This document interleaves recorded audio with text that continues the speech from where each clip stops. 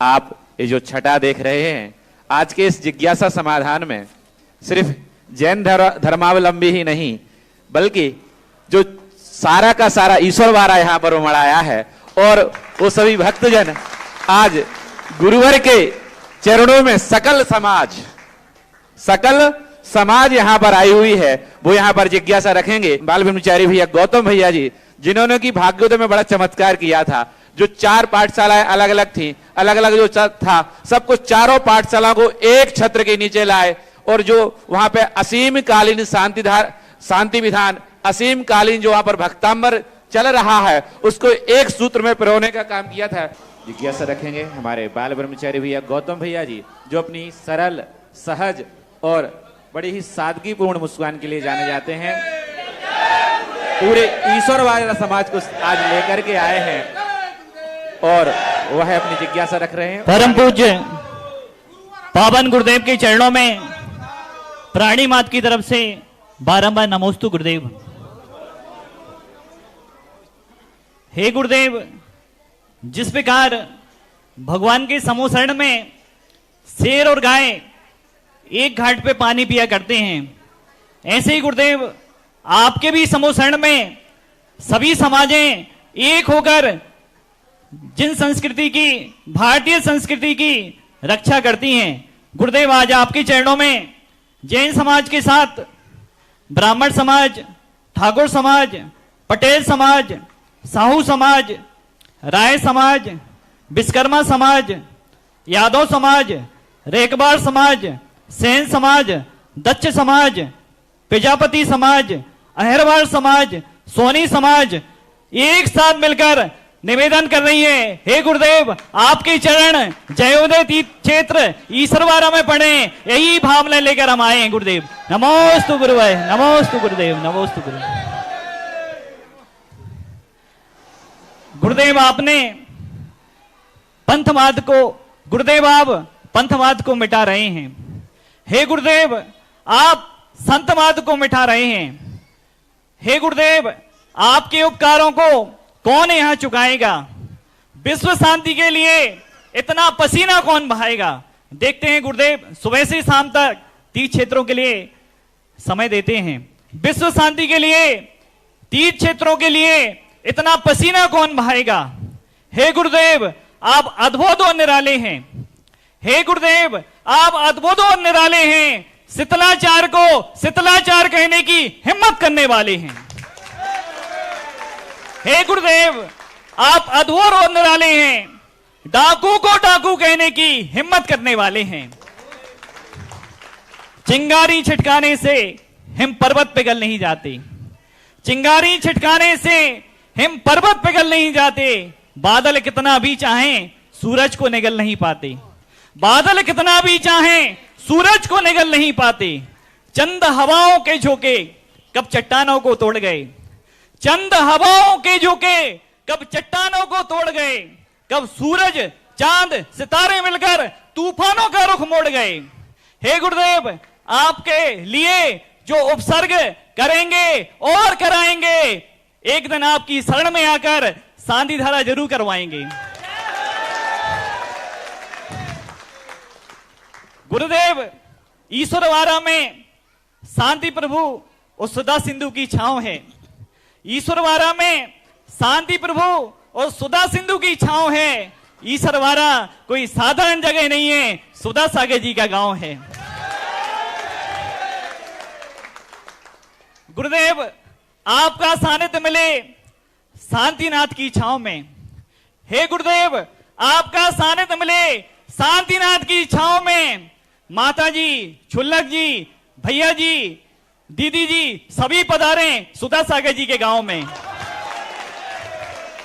सभी पधारे पूज्य गुरुदेव सुधा सागर महाराज जी के गांव में। गुरुदेव हमारी जिज्ञासा है, बुंदेलखंड में जगह जगह देखा है, अब तो बुंदेलखंड के बाहर भी देखने को मिलता है, 30 क्षेत्रों पर मेले लगते हैं। गुरुदेव मेले की परंपरा कब से चालू हुई और 30 क्षेत्रों पर मेला लगते हैं, इसका गुरुदेव समाधान कीजिए। और गुरुदेव यहाँ पर 2 फरवरी को विमानोत्सव है, बसंत पंचमी मेला है और डेली जो यहाँ पर विधान चल रहा है ईश्वरवाड़ा में, उसकी चतुर्थ वर्षगांठ भी हम सभी मनाएंगे। ऐसी गुरुदेव आपका सानिध्य मिले, इसी भावनाओं को लेकर सभी समाजें आई हैं।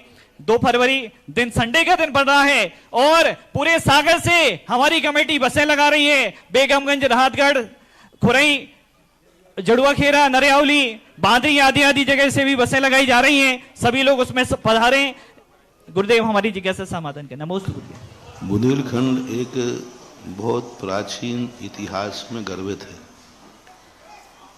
अभी मैंने कहा था ना, बुंदेलखंड महाभारत के समय भी सागर का स्थान है और जब से सागर है, सागर के आसपास के गांवों को, अभी मैं बुंदेलखंड के इतिहास को पढ़ रहा था, सब गांव उतने ही प्राचीन हैं जितना प्राचीन सागर है।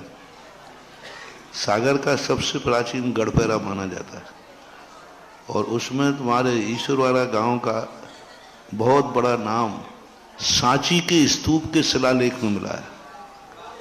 सांची का जो स्तूप था, सांची के स्तूप बहुत प्रसिद्ध है। उन सांची के स्तूपों में शिलालेख लगा है कि ईश्वरवाड़ा के दानी ने सांची के स्तूप में दान दिया था और उस समय सांची के स्तूप में दान की बात निकलना, उससे सिद्ध होता है कि तुम्हारा जो गांव है वह इतनी पुराना है। सागर तो मैंने कह ही दिया कि पांडवों के समय का है, तो यही बात। और 12वीं शताब्दी का उल्लेख उन्होंने इतिहास में किया। पाणा साय के द्वारा 12वीं शताब्दी में निर्मित जिनालय की स्थिति बनना, तो एक अपने आप में इतिहास है और बड़े बड़े मेलों की परंपरा बहुत पुरानी। हमारे सतखंडागाम के अंदर पूज्यवर वीर सिंह स्वामी महाराज ने एक मेले का उल्लेख किया। महिमा नगरी में एक बहुत बड़ा मेला हुआ था, साधुओं का मेला, 2000 वर्ष पहले धरसेन स्वामी के समय। और उस मेले के अंदर विभिन्न प्रकार के साधुओं का आना हुआ और वहां से पुष्पदंत भूत बलि को मिलाया था, है ना। 2000 वर्ष पहले भी मेले का उल्लेख मिलता है। तीर्थ क्षेत्रों पर हमेशा जो इष्ट क्षेत्र होते हैं उन पर प्रतिदिन का अभिषेक होना अलग चीज है। वार्षिक मेला, देवता लोग वार्षिक मेला साल में 3 बार मनाते हैं अष्टांगाओं में। आप लोगों को सभी क्षेत्रों पर साल का एक मेला मनाना चाहिए जिसमें सारे भारत के भक्तों को एकत्रित होना चाहिए और करना चाहिए।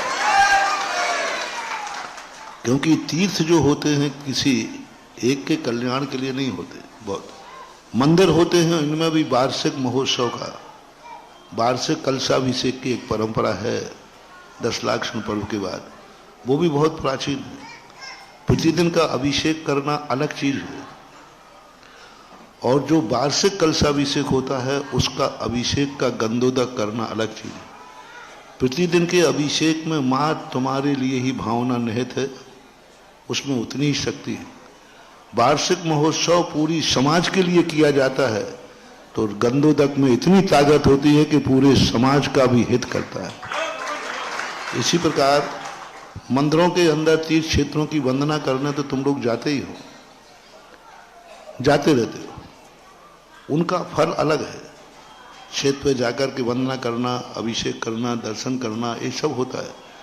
लेकिन किसी क्षेत्र का एक वार्षिक महोत्सव का रूप देना वो इतना ही फलदायी होता है जैसे देवता प्रतिदिन अकृत्रिम चैत्यालयों की वंदना करते हैं, कभी भी जाते हैं। लेकिन जब वो अष्टांग का महोत्सव में जाते हैं उस समय का फल, उस समय का आनंद अलग ही होता है। वंदना तो प्रतिदिन करते हैं। अष्टांग का नंदीश्वर द्वीप के चैत्यालय कभी देवताओं से खाली नहीं होते, 24 घंटे वहां देवताओं का वास रहता है, श्यार निचकालम अंशेमी। लेकिन जब महोत्सव होता है उस समय सारे देवता ग्रुप रूप में जाते हैं, साल भर में अलग अलग जाते हैं। लेकिन जब महोत्सव होगा अष्टांग का, सारे देवता एक साथ मिलके जाते हैं। जब आराध्य की आराधना एक साथ मिलके करते हैं उस समय आराध्य की एनर्जी, कर्मों की शक्ति, अनुभाग शक्ति बहुत अधिक हो जाती है और उस समय जो उनका आनंद बढ़ता है, ऐसा ही जो क्षेत्र आज वर्तमान में हैं, सभी क्षेत्रों के ऊपर प्रतिदिन जाते हो, कभी कभी जाते जाओ, लेकिन साल भर में एक बार जब सामूहिक रूप से मेला लगे, उसमें कलशाभिषेक में तीर्थ क्षेत्रों पर हर व्यक्ति को जाने का भाव करना चाहिए, क्योंकि वो सामूहिक का एक अलग अर्थ होता है। अलग तो जाते ही हैं, कभी भी चले जाओ, लेकिन जब पूरी समाज जा रही हो, उस समय जाकर के उस मूर्ति का दर्शन करना, उस मूर्ति का अभिषेक करना, उसमें अपनी भागीदारी देना बहुत बड़ा सामूहिक पुण्य कर्म का बंध है। जो सामूहिक कार्य में शामिल होकर के धर्म में भागीदारी करते हैं, धर्म भी उनके सामूहिक संसार के कार्यों में भी भागीदार देकर के सहयोग करता है। आपके भी सामूहिक कार्यक्रम होते हैं, तो उसके लिए पुण्य चाहिए है कि हमारे यहाँ कोई बड़े कार्यक्रम हो, शादी ब्याह का कार्यक्रम हो, बहुत बड़ा कार्यक्रम हो, वो सानंद संपन्न हो, अच्छा हो, उसके लायक पुण्य कमाना है। तो धर्म के कार्यों में भी सामूहिक कार्यक्रमों में शामिल होकर उन भगवान की वंदना करना, ये तुम्हारे लिए उस प्रकार के पुण्य के बंध का कारण होता है। आशीर्वाद। गुरुजी, जैन समाज के साथ हिंदू महासभा आई है, सभी लोगों की तरफ से नमोस्तु, सभी को आशीर्वाद मिले। सभी के लोगों के लिए, क्योंकि वहाँ गांव में सभी लोग, वहाँ फर्क ही नहीं रहता है कौन जैन है कौन अजैन है, सब भाईचारे से रहते हैं। आज सबका आनी बता रहा है कि सातों जातियां शांतिनाथ भगवान की छाया में पल पुस रहे हैं और उनका पूरे गांव के लिए आशीर्वाद है। उस शांतिनाथ भगवान ने उस गांव के लिए अमर कर दिया, आज वो क्षेत्र के रूप में है, सभी समाज के लिए आशीर्वाद। नमोस्तु गुरु, नमोस्तु, नमोस्तु।